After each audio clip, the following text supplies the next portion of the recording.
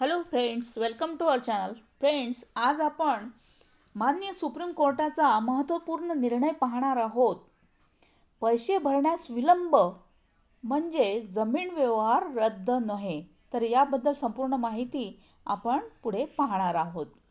तर जमीन खरेदी व्यवहारात मुदतीपेक्षा पैसे भरण्यास थोडा उशीर झाला तरी तो व्यवहार किंवा कोर्टाचा आदेश रद्द ठरवता येणार नाही.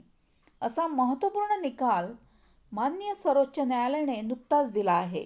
मात्र खरेदीदार करारातील आपली जबाबदारी पूर्ण करण्यास सतत तयार असल्याचे दिसून येणे आवश्यक आहे, असेही न्यायालयाने स्पष्ट केले. आता नेमकं प्रकरण काय होतं, कोणती केस होती, तर ते आता आपण पाहूया. 2004 मध्ये एका व्यक्तीने 9 लाख रुपयांना भूखंडाचा व्यवहार केला. मात्र खरेदी करणारा आणि विक्री करणाऱ्यामध्ये वाद झाला. हे प्रकरण कनिष्ठ न्यायालयात दाखल झाले. 2011 मध्ये कनिष्ठ न्यायालयाने खरेदीदाराच्या बाजूने निकाल दिला. 2 महिन्यात उर्वरित रक्कम भरून खरेदी खत करून घेण्याचे आदेश दिले. त्यानंतर जमीन मालकाने या निर्णयास उच्च न्यायालयात आव्हान दिले. 2016 मध्ये उच्च न्यायालयाने खरेदीदाराचा हक्क मान्य केला, पण पैसे भरण्यासाठी कोणतीही नवीन मुदत दिली नाही. आता माननीय उच्च न्यायालयाच्या निकालानंतर खरेदीदाराने पैसे भरण्यास काही दिवसांचा विलंब केला. या विलंबाचे कारण देत जमीन मालकाने पुन्हा उच्च न्यायालयात धाव घेतली. उच्च न्यायालयाने पैसे भरण्यास विलंब केल्याचे स्पष्ट करत हा जमीन व्यवहार होऊ शकत नाही असा आदेश मान्य उच्च न्यायालयाने दिला.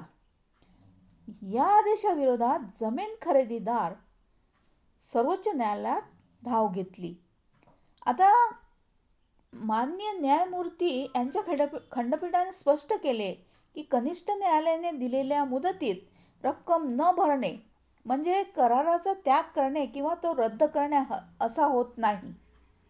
अशा प्रकारात खरेदीदाराचे वर्तन कराराची पूर्तता करण्यास स्पष्ट नकार दर्शवणारे आहे का, हे पाहणे महत्त्वाचे ठरते.